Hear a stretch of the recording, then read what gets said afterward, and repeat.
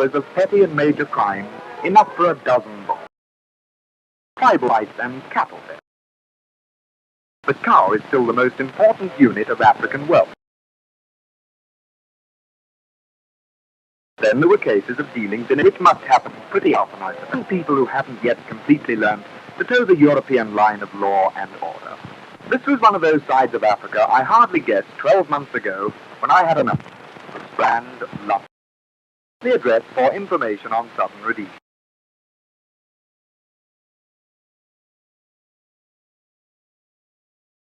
Mining, farming, the police force of southern Rhodesia. I turn the page. Motorcycles, horses,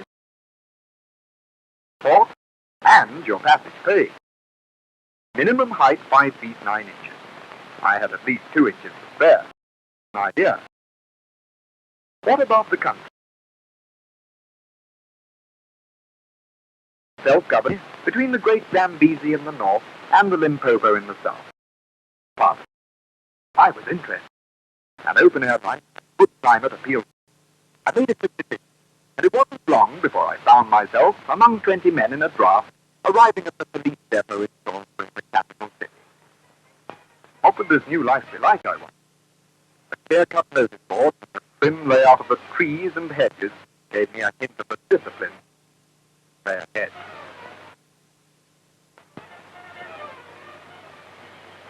Piling out under the friendly but critical eyes of the old-timers, I confess to something of the feeling I had in my school days, that new boy feeling at boarding school.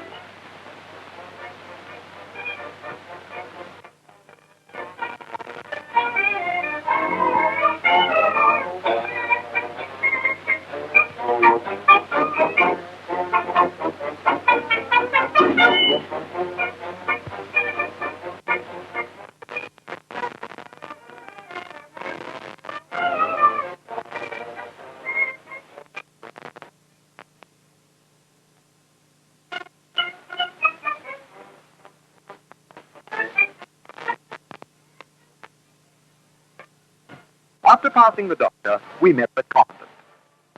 I took the oath, swearing away a great deal of my freedom for the next 3 years. A vow of loyalty to the Crown, a promise to abide by the Police Act, and to carry out my duties to the best of my ability. Clive Treadwell on a 3-year contract. The commandant wishes me well. I call him Sir, and he calls me Treadwell.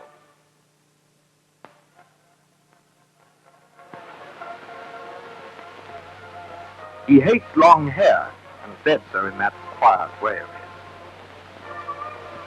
Shortly after our arrival, we reported at the depot ordnance store for the issue of kit. The list was long and impressive. Items to meet every need in a fellow's wardrobe, and more besides. Quality stuff that was good to handle, and yet tough enough for any.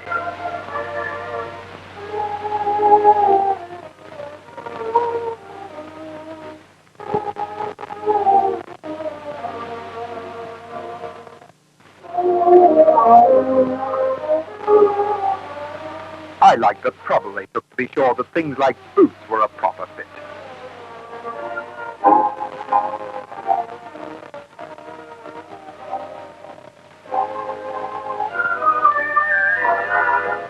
Our uniforms, especially the winter outfit, were something to be proud of. I looked like an officer and felt like an officer, but that road lay far ahead.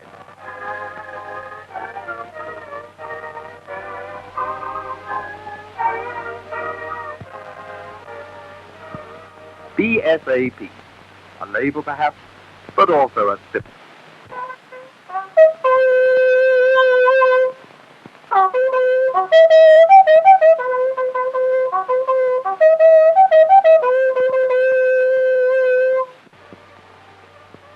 That first parade, did I look as stupid as I felt? Probably more so, but what the hell. Sun helmet?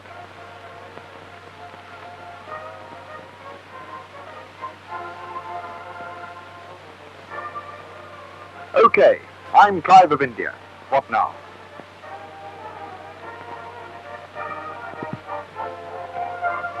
Move to the right in 3. Right turn. Quick march. Look out, Rhodesia. Here I come. We did physical jerks with splendid ease, after a time, that is. So good for you. Turn that muscle, that into muscle, dreadful into which Daphne could see me now. She used to say I was gross and unpleasant. Surely it's time for a break. What? Not yet. Man alive, we've got to run a mile. If the grub wasn't so good, I'd have been dead long ago.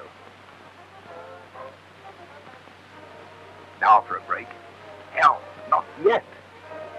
Man alive, what does instructor think we're training for? The Olympic Games? No wonder the quack was so fussy in making sure we were fit.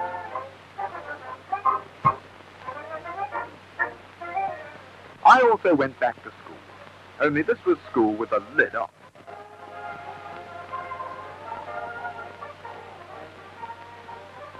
In a country where very few of the native people have learned to write, the fingerprint serves as well as a signature. The study of these signatures is a fascinating science. An accident may lead to a case being heard in court, and measurements be vital to the magistrate's decision. Amazing how a single arm can stop 1,000 horsepower. They taught me the rudiments of the native language Chisizuru.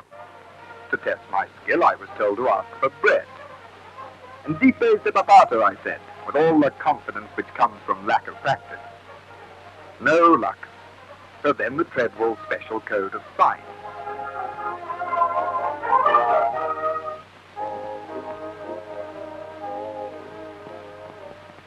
Cloth Treadwell. The time came to take part in a mock trial with a sergeant and civvies acting as the magistrate. From the witness box, my job was to give evidence, and part of the training was the solemn routine of taking the oath.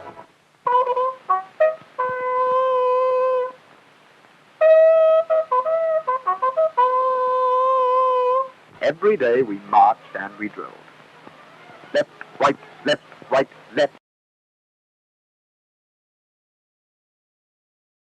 Left, left, right, left.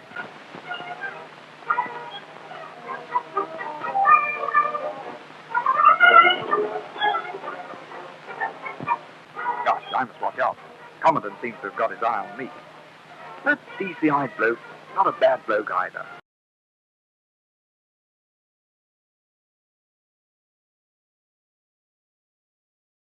But it wasn't all lectures and square bashing. Wednesday afternoon is open for sports. I play rugger. Last year our team was bottom of the league. This year we're second from the top. I suppose that's because I've arrived.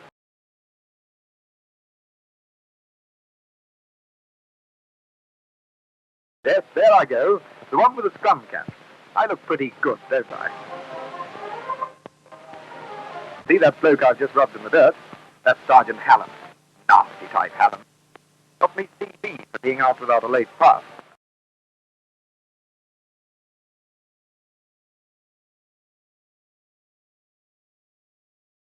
Ouch! That's me at the bottom and Sergeant Hallam on top. Rhodesians are a friendly people and very fond of sport. Invitations to tennis parties come pretty often to chaps who are not absolute rabbits of the game, and it's a pleasant switch from the sound of bugles to the quieter music of the teacup and the chatter of the girls. See that well-built, good-looking fellow in civvies? Yes, that's me. And the curvaceous creature? No, you're wrong. It's not Daphne. It's Mabel. Except on formal occasions, we wear civvies off duty. Makes you feel good to get out of uniform now and again. But Phyllis, Mabel, thinks otherwise. Strange creatures, women.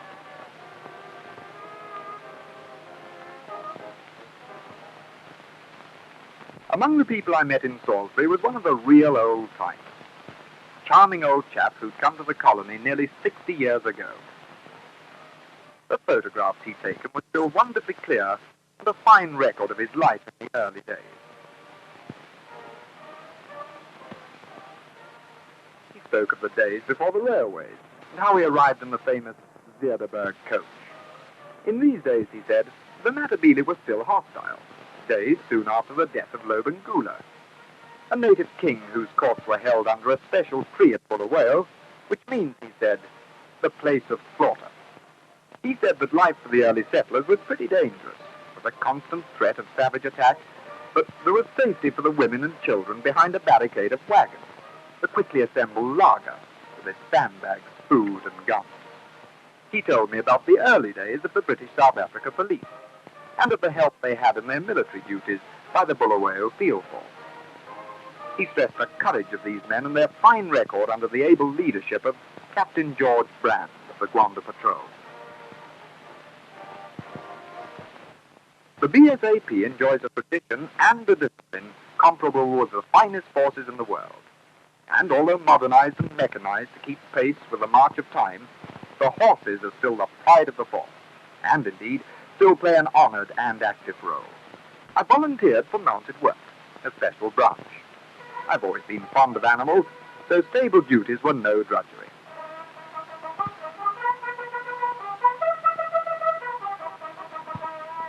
There were hooves to be picked out, backs and bellies to be groomed, saddles and bridles to be polished until man and animal were a resplendent team. I learned to ride under the watchful eyes of the equitation instructor.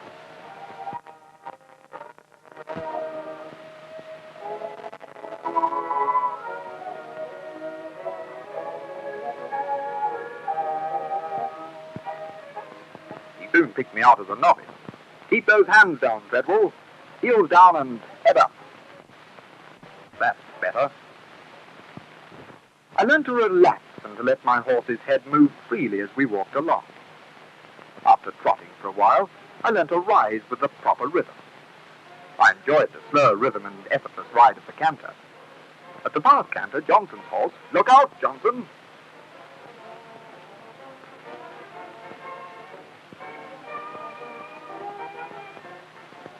The stage was set for mounted game. No stirrups here, and no letting go of the reins. Grab your duster and gallop home as best you can.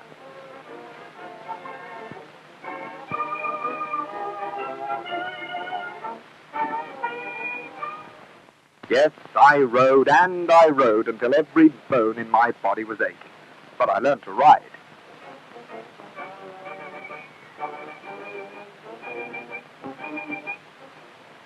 Exercises like these give confidence to both man and horse, so that both would be ready for any kind of emergency which might arise in mounted work.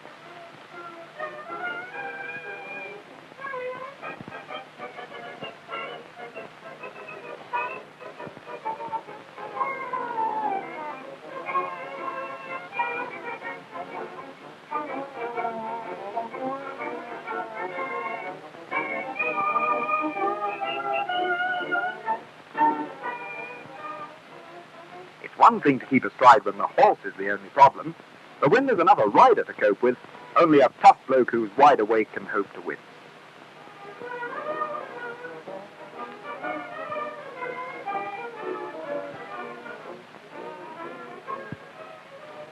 Yes, the joke's on me, Sergeant Hallam.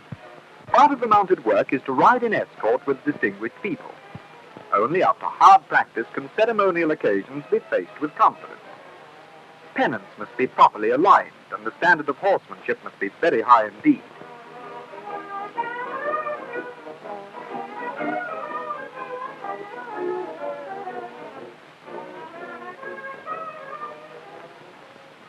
It's only after weeks of training that the escort can take part in public ceremonial.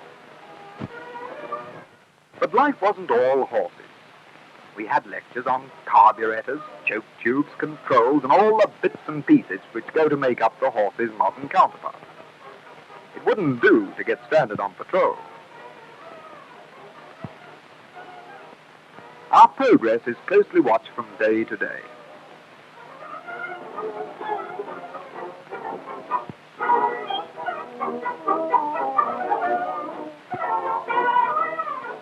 I hadn't been on a motorcycle before, and soon found there was just as much learning, drill, and teamwork as ever before.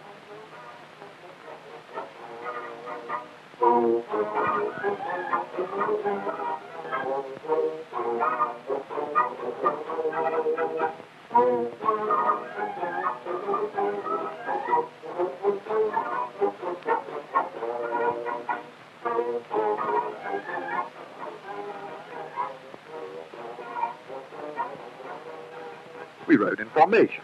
We rode in single file. We rode through the broad streets and avenues of Salisbury City.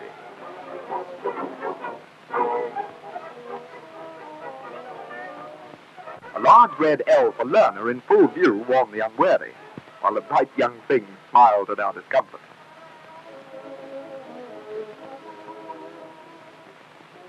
At last I qualified and had the right to ride the latest high-powered models of the police machine.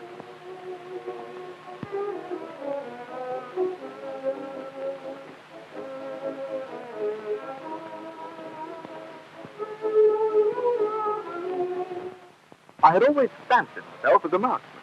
I'd looked forward to my first day on the range.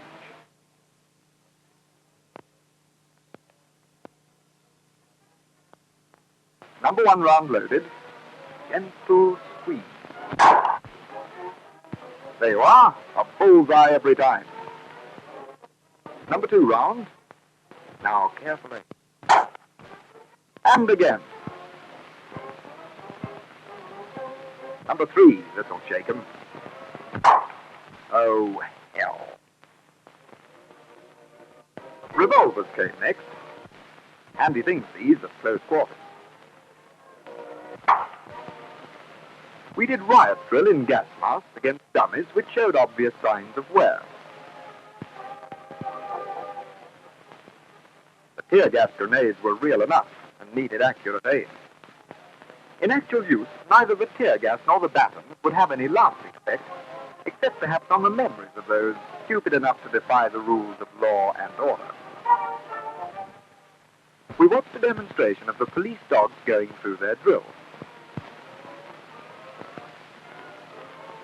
Articles of clothing are used for practice in identifying a wanted man by scent.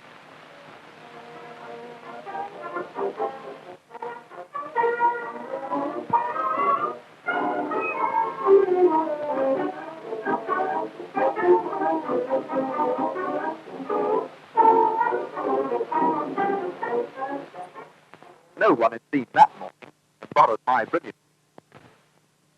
Then a visit to Police Radio Salisbury, Centre of Police Communications. The operators are members of the force and specialists, keeping regular contact with outposts far beyond the limits of the landline, telegraph, and phone.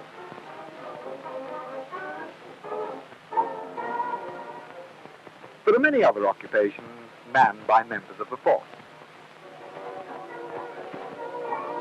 A great deal of the printed matter issued by the police is printed on the depot presses by regular serving members of the force.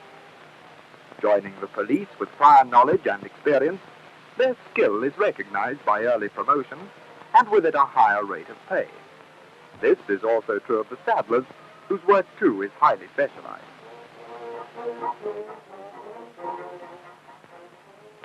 Having stuff shot into your arm loses nearly all its terror when you know that the bloke who does it has had a lot of hospital experience.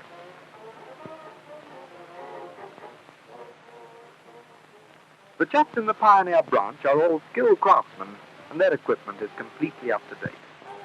The people who train the band and the buglers combine with their musical talent all the discipline that's needed to give polish to their section of the police.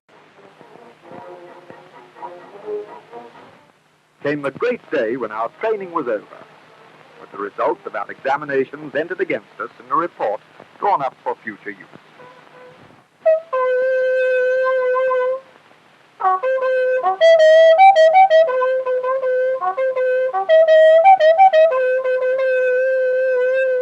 And then, the passing out parade. The passing out parade before the Commissioner of Police was a truly memorable occasion. Some of us had come from skilled jobs in Civvy Street and aimed at a specialist branch. Others preferred the more varied life of the duty branch. But whatever our hopes and plans, we'd all been through the mill. 6 months of drill and study, muscle and brain, schooled to a level which would meet whatever the life that lay ahead.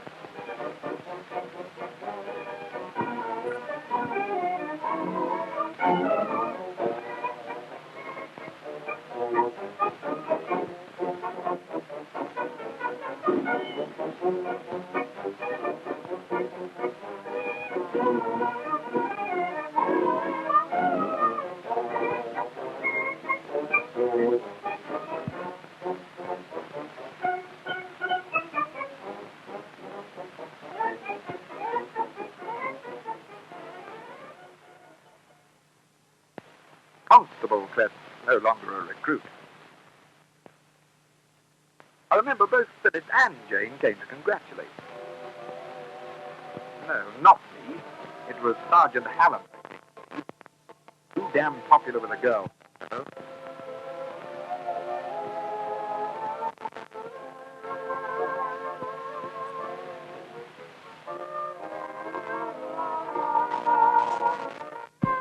They call it spider. Should be snake. And after transfer to active duty, made whenever possible to the branch of the service the chaps prefer. Some of us chose the town branch. The checking of excessive speed and the reporting of the man who takes a chance are only two examples of the work of traffic control. Then there were frequent raids to be made on illicit stills. The making and drinking of harmful spirits is the direct cause of much of the crime among the native people.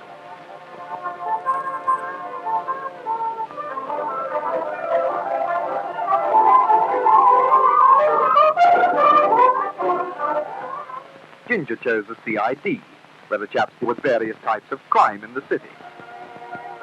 Note the pork pie hat. I, like my friends Jack, John and Frank, had asked for the district branch.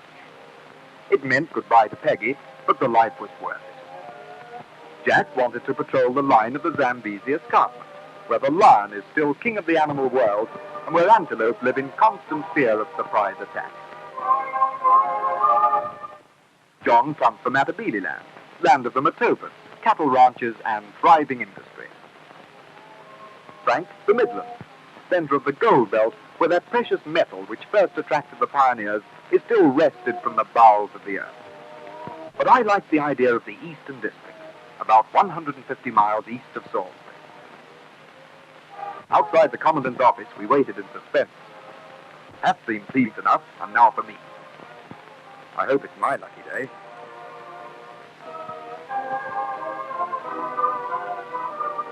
It was. They wanted someone for Inyanga. It may have been my blue eyes or the fact that my hair was the shortest in the force. Anyway, to Inyanga I came, the finest district station in the country. That's my opinion anyway.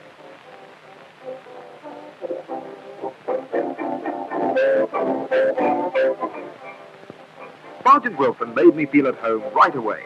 Asked me about the journey and whether I'd had eaten. He took me along to meet Constable Barlow, his second in command. Then there were the African constables. Keen types, I thought. You could rely on chaps like these. I was introduced to the local farmers and their families. Friendly, hospitable folk with that quiet way which seems to come from living among the hills.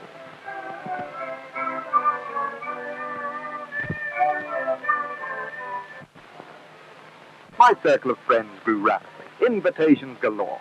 Would I come along for a swim?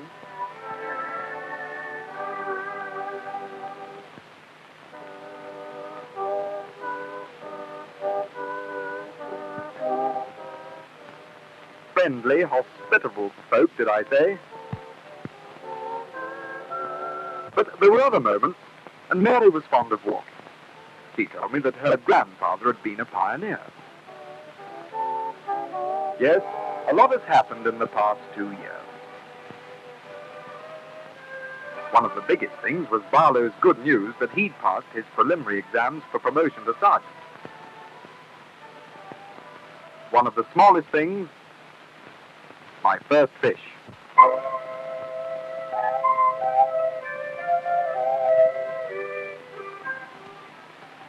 Hello, what's this?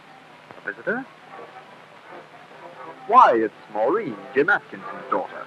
Nice girl. It's a wonder she's still single.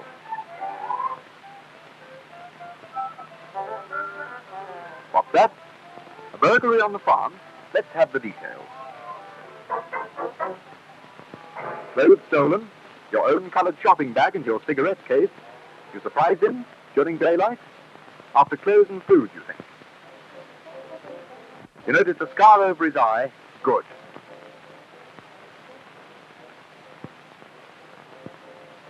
Have a look at these photographs.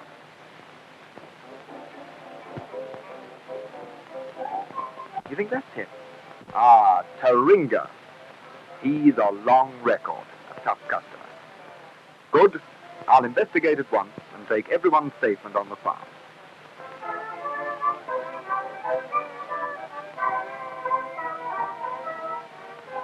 See you in half an hour. Nice girl, Maureen. I notified CID that Taringa was up to his old tricks again. Then I got a bunch of African constables together and told them to start making inquiries in the reserve adjacent to the farm. It was soon after this that I left on my fortnightly patrol. I set off soon after daybreak riding Joker with 3 African constables who know the area well attached to my command. Sergeant Wilson inspects my unit and checks the packing on my other horse, which carries my equipment, tent and stores. Together we study the map. My patrol will cover a lot of country, and the villages are far apart. There are camping sites to check and shortcuts to save me useless riding.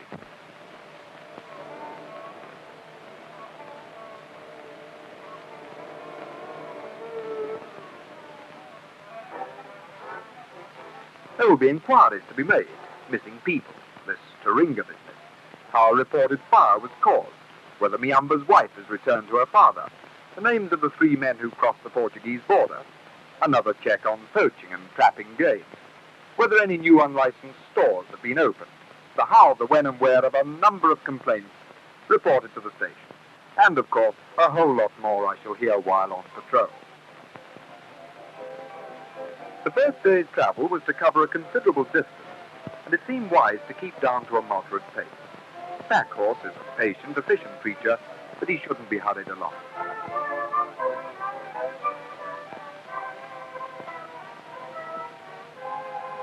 I like this part of Rhodesia, and this is my favorite patrol. To save tiring the pack horse, I ordered him to be taken direct to the site of the first camp. This, too, would give the African constables plenty of time to erect my tent, get a fire going, and to prepare my evening meal. I had investigations to make in less accessible country, rough going and forest tracks, but Joker was used to that, whilst no country seems too tough for a sturdy British fight. The African constable I took with me was good at the local lingo and would be useful when there was questioning to do. He asked a couple of Africans for information. No strangers around here. We press on.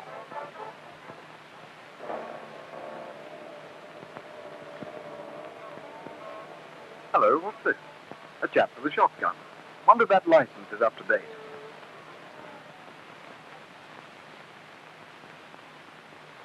Yes, one of the local farming types.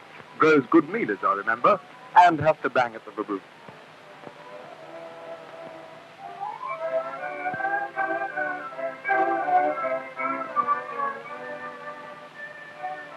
I camped for the night beside the Inyangonbi River. My horses have been fed, the tent is my home, and there's the scent of Africa on the evening breeze.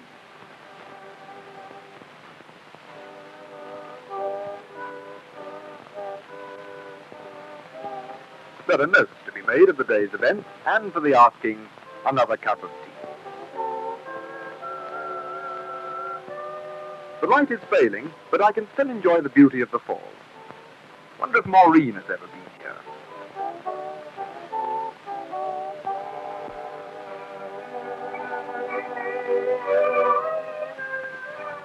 Morning comes, and the tumbling waters are cool and exciting, and their crashing thunder is almost painful to my ear. Then back on patrol again. Hello, I wonder what these chaps want.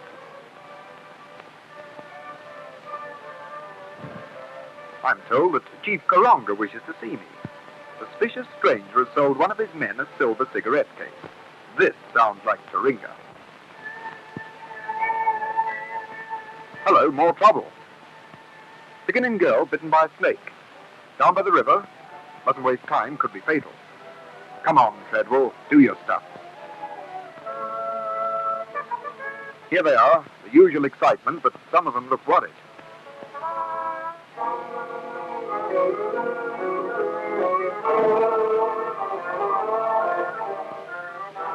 I'm told she's been bitten a few minutes ago. Brown snake with a yellow stripe. Hope I'll be in time.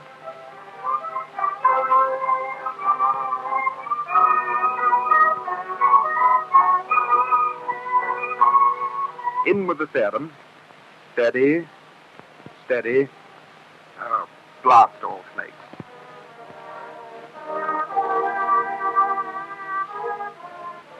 Thank God that's over. Get her back to the village, I tell them, and keep her warm and quiet.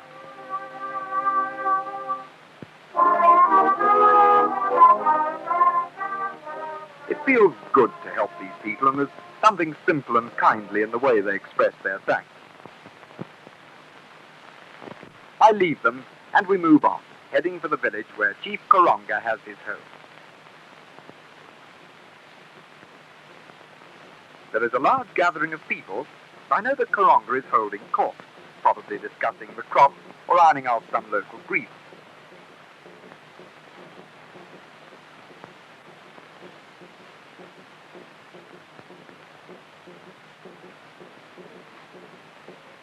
Koronga is a progressive, educated chief, always ready to help in maintaining law and order.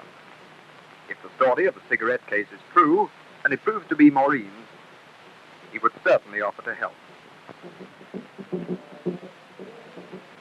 The formalities over and the usual exchange of news on local happenings, I get quite a lot of useful information.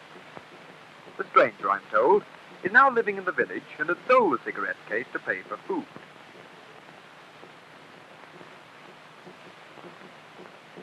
The description I'm given fits Koronga very well, even to the scar above his eye.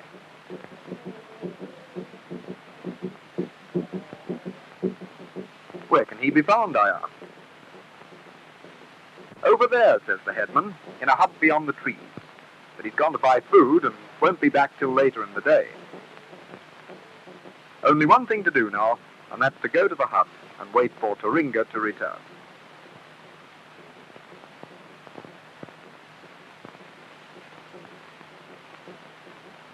Meanwhile, a search could be made, so I send him one of my men to see what he can find. Now, what's this? One colored handbag. Let's look at it. Yes, Maureen's for sure.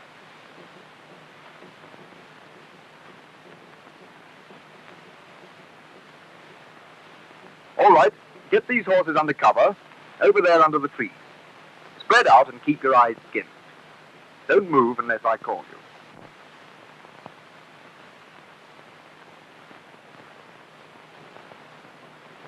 You, Zuriah, come in here with me. The wait begins.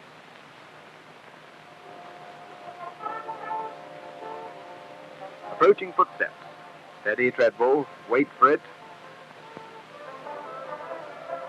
Now, hold him. A quick action, and Koronga is ours. The patrol must wait while Koronga is escorted back to base.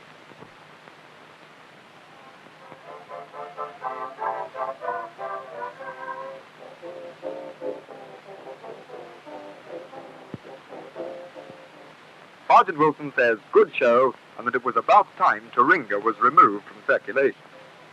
Sorry, Koronga, but you are a bit of a clot.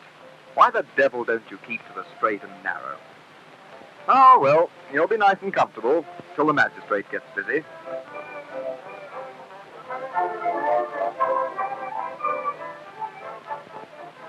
We inform CID of the arrest. I must remember to return the cigarette case after the trial. Hello, what's this? With love from Spider. Sergeant Hallam again. Yes, but life is good. The wide open spaces, the sunshine, but more than these, the satisfaction of a job worth doing. The knowledge that the British South Africa Police is contributing so much to the welfare of this land, Rhodesia. Perhaps training did seem a bit tough at times, but today, well, what do you think? Maybe you'll join us out here. Maybe I'll meet you in the years to come.